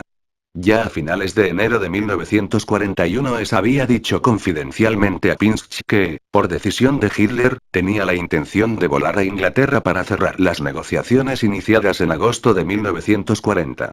Hess había informado a Pinsch de que en aquel mes y por iniciativa del duque de Bedford y otros influyentes políticos ingleses, se había celebrado en Ginebra un encuentro de plenipotenciarios británicos con el profesor Albrecht Staushofer, que había sido enviado por Hess para mantener unas entrevistas previas con los ingleses. Los ingleses habían declarado en el transcurso de estas conversaciones que su país estaba dispuesto a iniciar negociaciones de paz con Alemania. Como condición previa exigían la ruptura del pacto de no agresión que Alemania había firmado con la Unión Soviética en 1939. Hess había explicado a Pinsch que Hitler y él mismo estaban dispuestos a aceptar estas condiciones, pero que Hitler había querido retrasar las negociaciones hasta después de la ocupación de los Balcanes. Tras la detención de Pinsch, Hitler ordenó llamar a Martin Bormann, que por aquel entonces era el jefe del Estado Mayor de Hess. Al poco tiempo se supo que Hitler lo había nombrado su representante en el partido, en sustitución de Hess. Las personas que conocían bien a Bormann sentían que detrás de esa cara afligida que mostraba a todo el mundo, se ocultaba la profunda satisfacción por haber llegado su momento. ¡Ah! ¡Qué hipócrita! Murmuraban los soldados de las SS de puertas adentro. A un vegetariano que se alimenta de jamón ahumado, así calificaban al recién nombrado sucesor de Hess. Bormann imponía a Hitler su régimen vegetariano, pero luego, en su casa, devoraba grandes cantidades de grasientos embutidos. Hitler mandó a Göring y Ribbentrop presentarse en el Berghof después de la conversación con Bormann. Entretanto, se hizo comparecer al jefe de prensa, Dietrich. El Führer le ordenó que le informara de todo cuanto en Inglaterra se escribiera sobre el vuelo de Hess. Al mismo tiempo, le prohibió realizar ante la prensa comentario alguno acerca de aquel asunto. La tarde del 11 de mayo, Hitler se reunió en el Berghof con Göring, Ribbentrop y Bormann. Estuvieron deliberando largo tiempo. En varias ocasiones hicieron venir a Dietrich para preguntarle si había llegado alguna novedad de Inglaterra. Pero nada se decía de Hess. A última hora de la tarde, Dietrich anunció que, según una noticia de la radio inglesa, Hess había saltado en paracaídas en un remoto lugar del norte de Inglaterra. Al policía que lo detuvo le explicó que había venido para visitar a su amigo, el duque de Hamilton. De manera atropellada Hitler preguntó si los ingleses habían comunicado algo acerca de las intenciones de Hess. Dietrich respondió que nada se había dicho de eso. En vista de ello, Hitler ordenó a Dietrich que el vuelo de S se presentara en la prensa alemana como la acción de una demente. Desde el entorno de Hitler se filtró el rumor de que la decisión de declarar a S perturbado mental se había tomado en la reunión que Hitler acababa de mantener con Göring, Ribbentrop y Bormann. Cuando desde Londres llegó la noticia de que el duque de Hamilton negaba conocer a S, Hitler dijo sin pensárselo: ¡qué hipócritas! Ahora ni tan solo quiere admitir que lo conocía.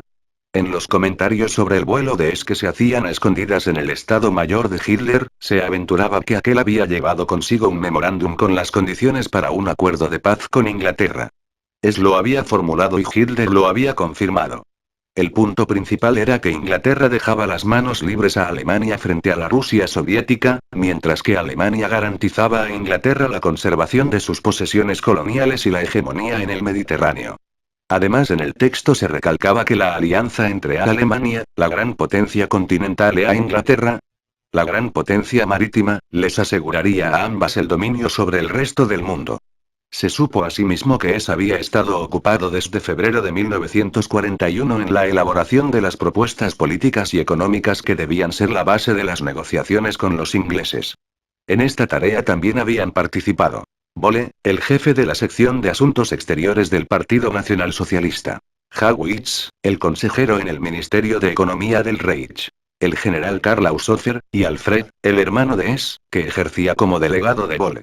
El ayudante Pinsch, que había sido detenido por orden de Hitler, fue entregado a la Gestapo en Berlín. Allí se le exigió que declarara que en los días que precedieron al vuelo había detectado en S síntomas de perturbación mental. Pinsch fue puesto en libertad después de haber prometido a la Gestapo que guardaría silencio sobre todo lo relacionado con el vuelo de S a Inglaterra.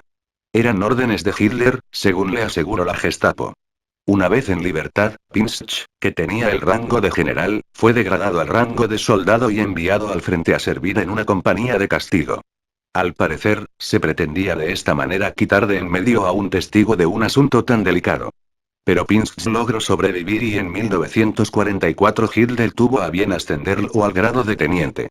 La esposa de S no fue detenida y continuó residiendo en su hacienda. Hitler ordenó pagarle una notable suma de dinero.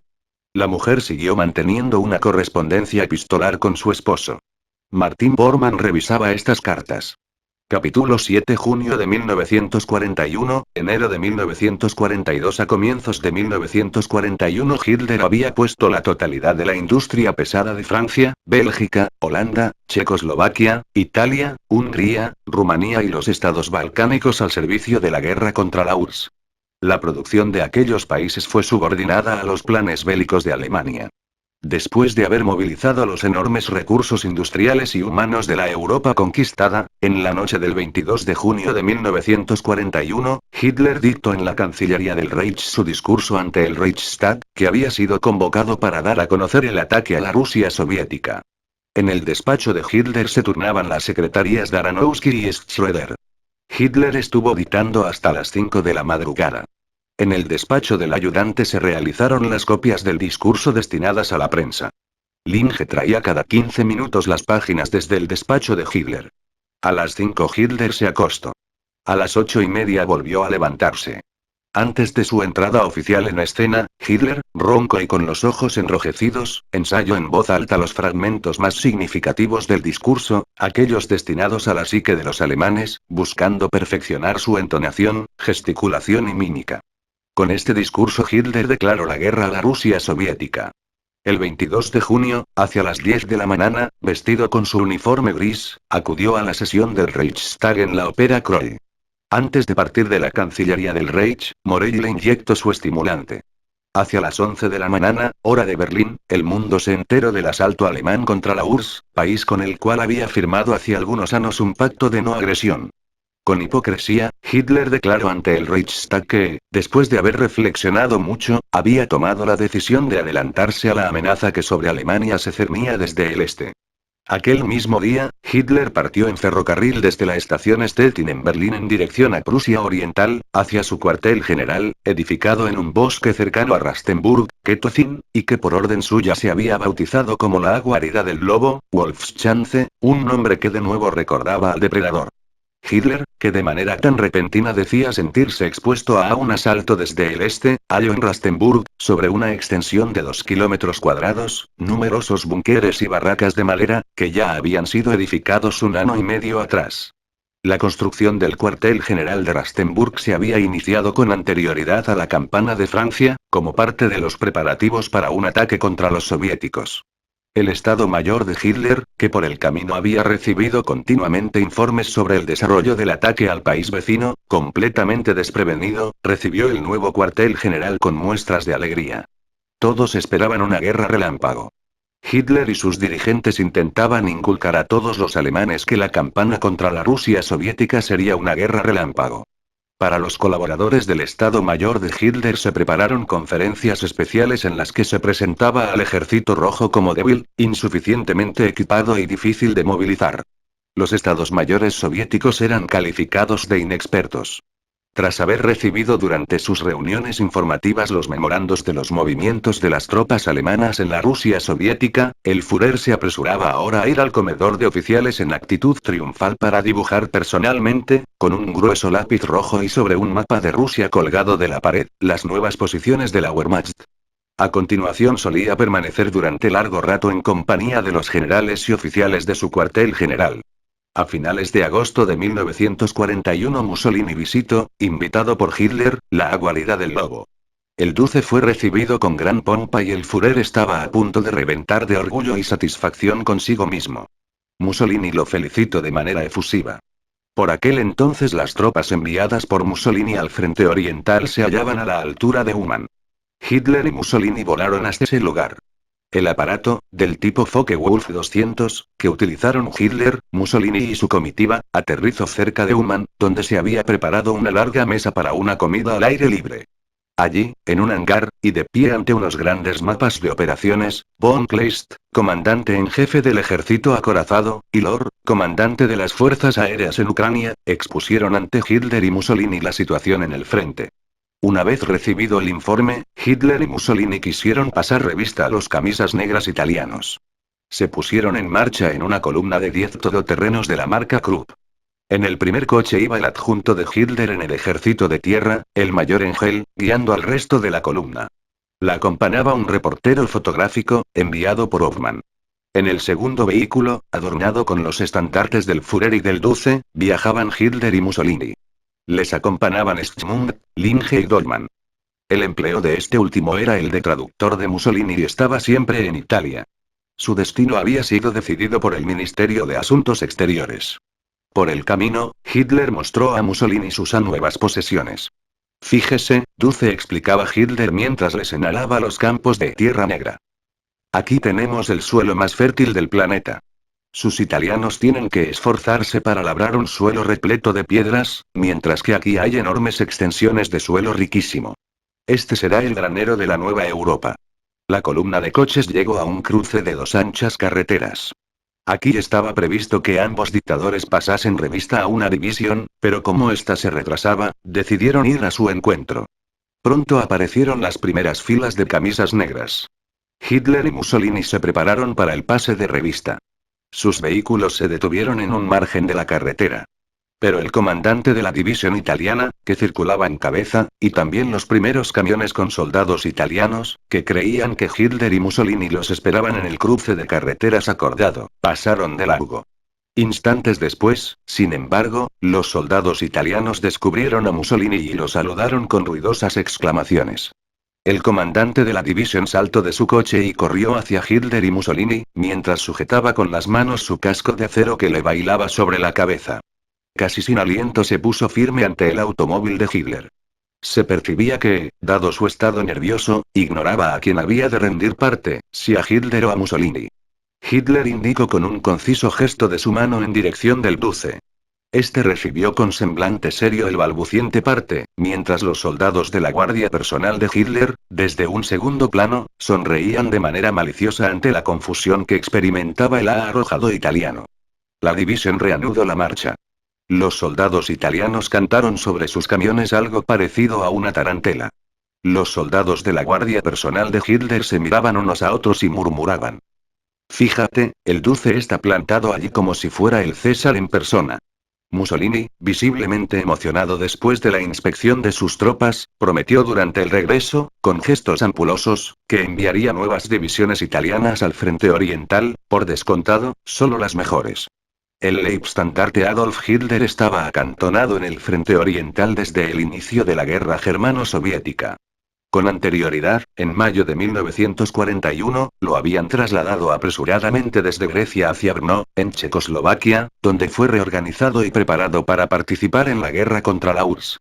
A finales de junio de 1941, el Leibstandarte cruzó la frontera germano-soviética al este de la ciudad de Lublin.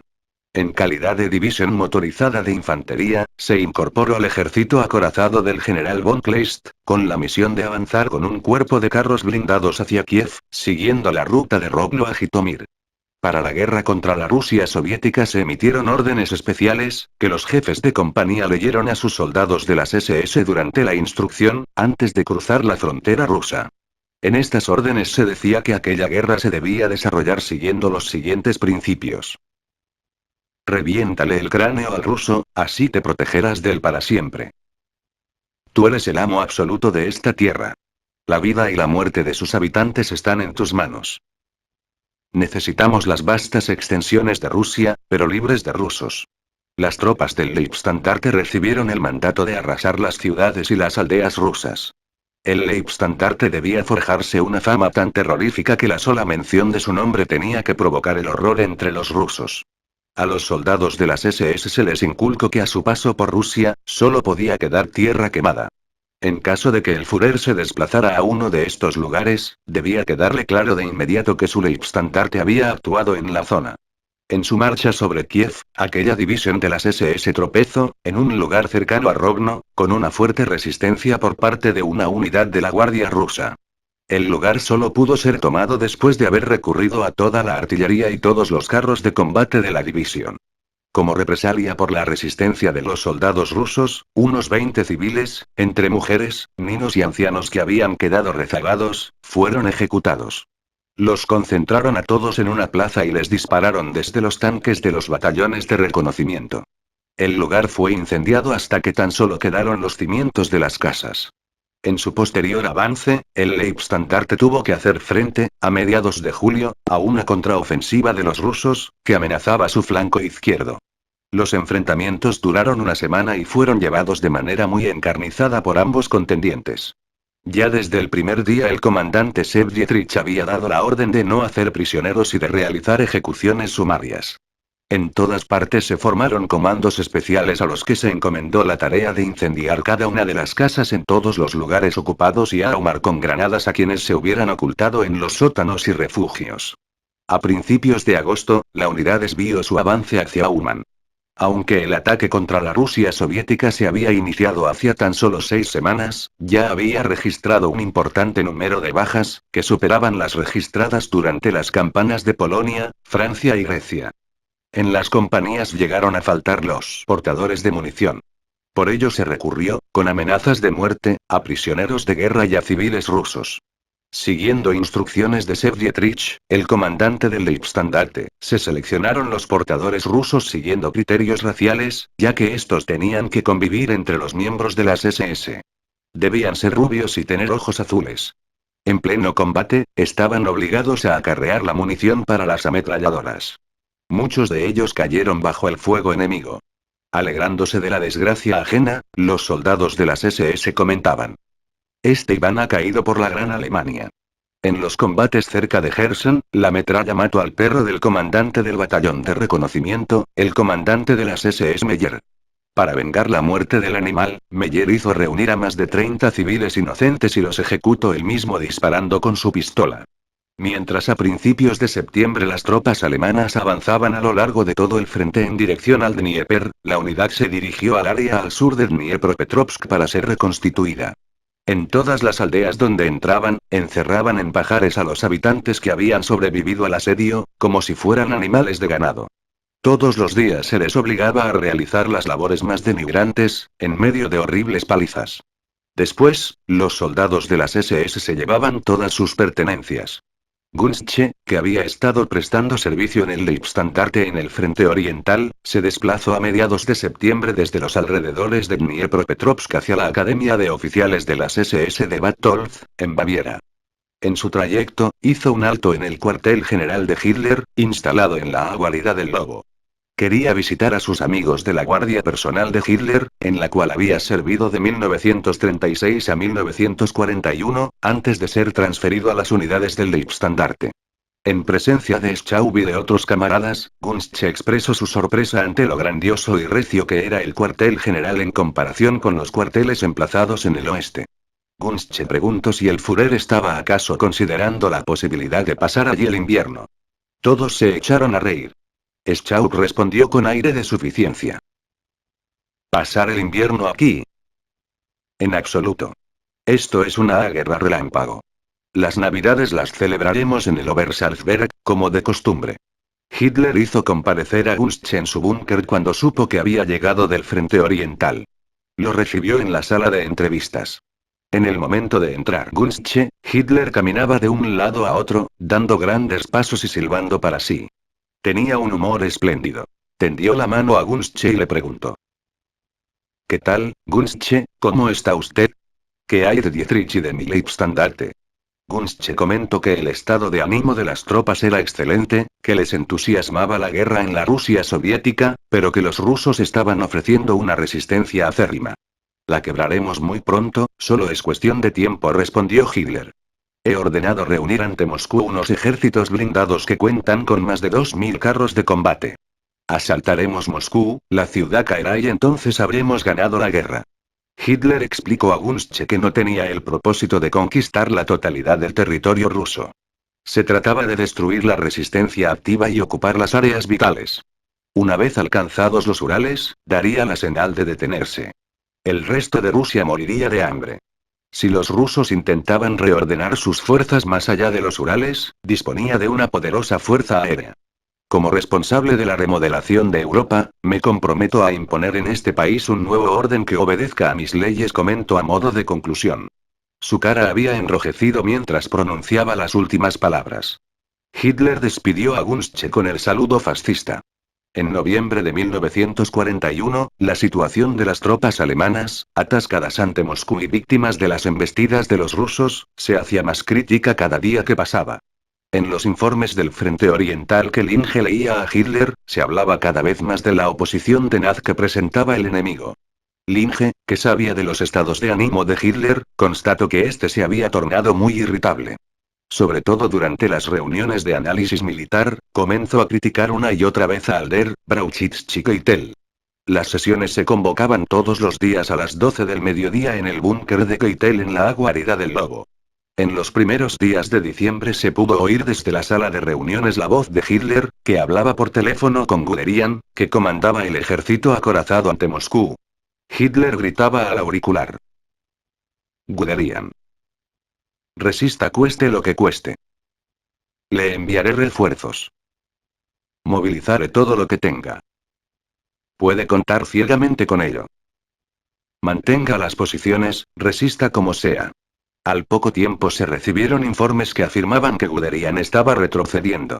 Entre los oficiales de la Guardia Personal se comentaba que Hitler no estaba satisfecho con su Estado Mayor General. Las sesiones dedicadas a la situación en el frente oriental se volvieron cada vez más tormentosas. Hitler gritaba, golpeaba la mesa con el puño y reprochaba a sus generales su incapacidad para la lucha. Muchas veces, estos se precipitaban desde la sala de conferencias hasta el pasillo del búnker, para poder recuperarse después de aquellas andanadas de insultos. En una ocasión, mientras se celebraba una reunión, apareció en el pasillo el comandante en jefe del grupo de ejércitos del norte, el mariscal de campo Leeb. Muy excitado, corría de un lado a otro. En la habitación contigua, que daba al pasillo, se hallaban Gabriel, el ayudante de Keitel, y Linge, que, como siempre, estaba a disposición de Hitler. Leeb se detuvo en la puerta y se dirigió a Gabriel. ¿Qué puedo hacer si el Führer ya no cree en mí? La derrota de Moscú y el fracaso del asedio de Leningrado tensaron las relaciones entre las Waffen-SS y la Wehrmacht. Los soldados de las SS reprochaban a la Wehrmacht la falta de un verdadero espíritu bélico y el continuar apegados a métodos de manual. Los oficiales de la Wehrmacht, por su parte, se quejaban de que las unidades de las SS estaban mejor equipadas y armadas. Además, les recriminaban el hecho de gozar de una posición de privilegio en el conjunto de las Fuerzas Armadas. Unos a otros se acusaban de altanería. La defensa firme de Leningrado, una ciudad que Hitler había pensado rendir con una táctica de desgaste, provocó en él un acceso de furia. Resoplando de rabia gritó: arrasaré esa ciudad y exterminaré a su población. Leningrado no se volverá a levantar. Lo juró solemnemente. En los momentos en que se tranquilizaba un poco, Hitler repetía en aquellos días una y otra vez: una victoria la puede soportar cualquiera. Pero solo los fuertes resisten la derrota. El comandante en jefe del ejército de tierra, von Brauchitsch, ya no se dejó ver más por el cuartel general del Führer tras el fracaso ante Moscú. Se decía que estaba enfermo, pero nadie se lo creía. Con ocasión del parte dado a los colaboradores del cuartel general acerca de la situación en el frente oriental, Schmundt explicó de manera ambigua que Brauchitsch estaba de baja por razones de salud y que el Führer había asumido en persona el mando del ejército.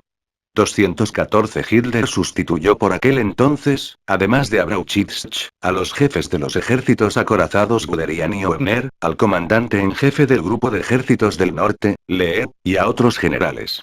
En el cuartel general de Hitler se recuperaron los ánimos cuando el 7 de diciembre de 1941 los japoneses atacaron la flota de guerra americana anclada en Pearl Harbor. Las derrotas de la Wehrmacht alemana ante Moscú y Leningrado cayeron en el olvido. Alemania declaró la guerra a los Estados Unidos de América. Aquel día, las conversaciones durante el almuerzo giraron en torno a la capacidad bélica de los norteamericanos. Alder concluía con burla que, según sus experiencias durante la Primera Guerra Mundial, los oficiales de aquel país no resistían la comparación con los prusianos. Los oficiales americanos eran empresarios de uniforme, que temblaban por su vida. Su arte de la guerra no era nada del otro mundo. Algunos días más tarde, Schmundt se presentó en la habitación del Inge para, como era habitual, tomar con este una copita de licor. Al poco rato también apareció Hitler, que a veces visitaba al Inge para escuchar música ligera en la radio de este. Hitler recibió del Inge el último informe del frente, se sentó al escritorio y pidió sus gafas. En el informe se podía leer que navíos americanos habían sido hundidos por submarinos alemanes. Lea usted, Schmundt, dijo Hitler a su ayudante personal militar. ¿Ve usted en qué nos favorece la guerra abierta con América? Ahora sí podemos golpear con todas nuestras fuerzas. Hitler indicó que los americanos estaban atados al teatro de operaciones del Pacífico. Esto permitía albergar la esperanza de que los submarinos alemanes pudieran interferir con mayor efectividad los suministros enviados por Estados Unidos a Inglaterra. Hitler se reclinó y cargó lleno de desprecio contra Estados Unidos.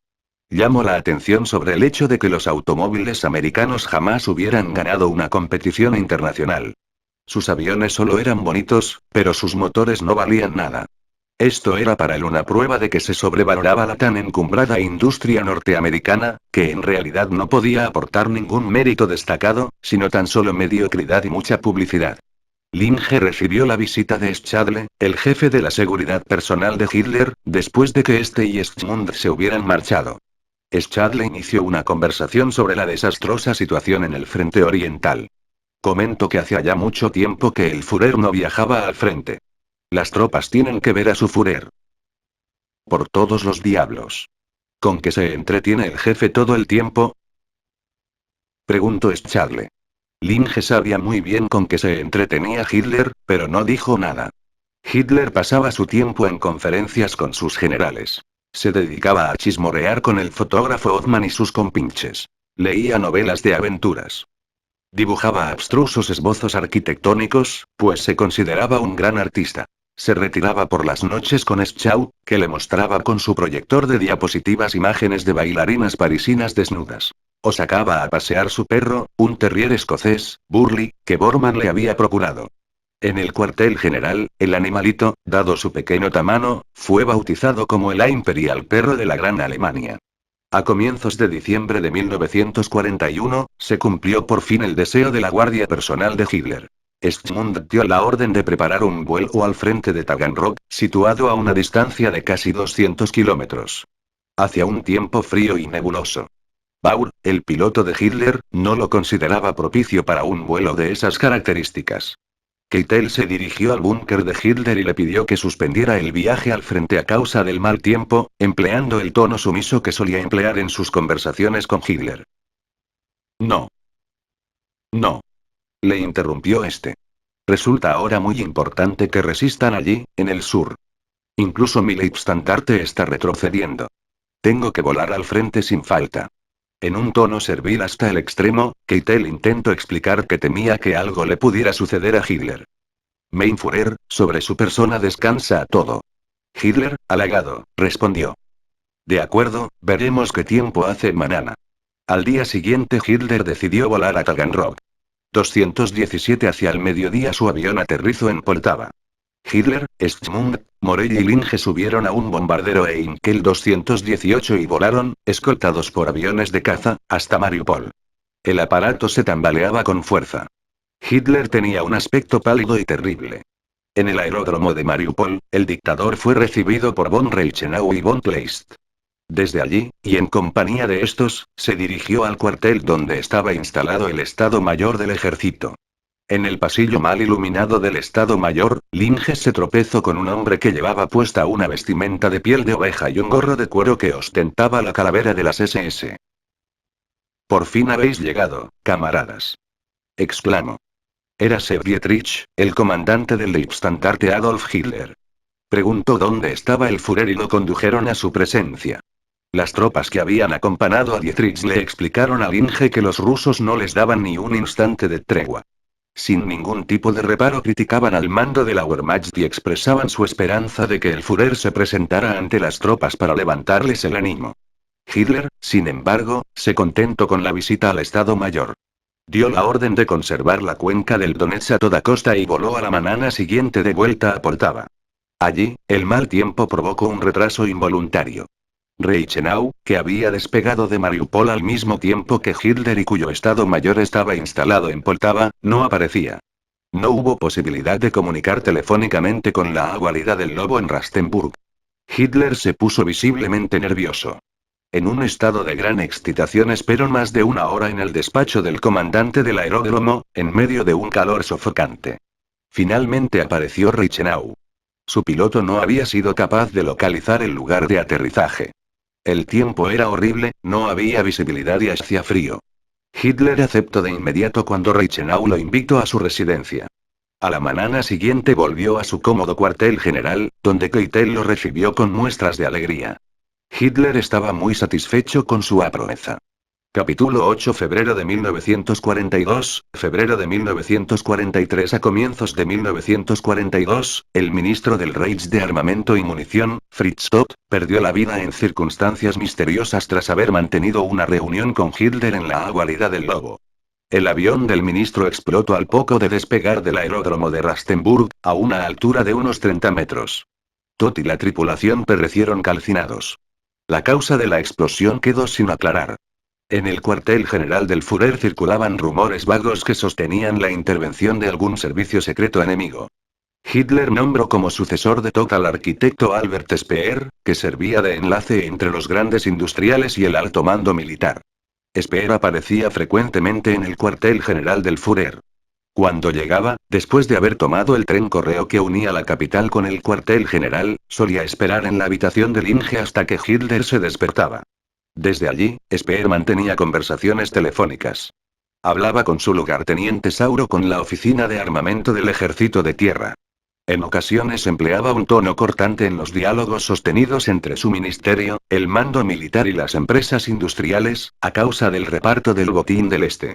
En cierta ocasión, Speer se quejó ante Straub, que se hallaba en ese momento en la habitación del Inge, acerca de las dificultades que habían surgido a raíz del reparto de las industrias y los recursos naturales incautados en los territorios ocupados de la Rusia soviética. Speer decía que aquellos señores de la gran industria se preocupaban ante todo de sus propios intereses. Los representantes de las grandes empresas seguían a las tropas a un paso de distancia y exigían la entrega de las fábricas y las materias brutas requisadas. Krupp, Rochlin y otros magnates de la industria pesada exigían la parte del león, por los méritos que habían hecho por la patria. Speer opinaba que había que convocar de manera urgente una reunión de los empresarios con Hitler, para así poner algo de orden en la economía de guerra. Ello resultaba tanto más urgente por cuanto el alto mando alemán planeaba atacar el Cáucaso y conquistar los campos de petróleo de Bakú. En mayo de 1942, y a propuesta de Speer, Hitler invitó a los máximos empresarios a su cuartel general. Asistieron a la reunión, entre otros, el Dr. Hermann Röchling, jefe de la Confederación del Hierro del Reich. El Dr. Albert Vogler, presidente del Consejo de Administración del Consorcio del Acero. El Dr. Walter Roland, director del Comité Ejecutivo de Construcción de Tanques. Erich Müller, el director general de las fábricas Krupp y mano derecha del rey de los cánones, Krupp. Paul Pleicher, presidente del Consejo de Administración de las fábricas Hermann Göring y de la Confederación del Carbón del Reich. Antes de iniciar la reunión, Hitler invitó a sus huéspedes a un almuerzo. La mesa se doblaba bajo el peso de los selectos platos que el comisario del Reichskoch, el antiguo Gauleiter de Prusia Oriental, había procurado para el cuartel general en Ucrania. Durante el banquete, cuando la conversación fue a parar a las capacidades de producción de armamento, los industriales comenzaron a expresar sus quejas acerca de la escasez de mano de obra. Hitler se interesó por la impresión que producían los obreros franceses que el gobierno de Pétain había enviado a Alemania. Los industriales replicaron que los franceses trabajaban bien, pero que su número era demasiado pequeño. De ahí, la conversación pasó al empleo de prisioneros de guerra rusos como fuerza de trabajo. Hitler preguntó cómo trabajaban estos últimos. Los empresarios respondieron que los rusos intentaban eludir el trabajo, que había que vigilarlos de manera estricta y aplicar medidas punitivas. Uno de ellos intervino para comentar que debería repartirse tabaco a los rusos, que eran grandes fumadores.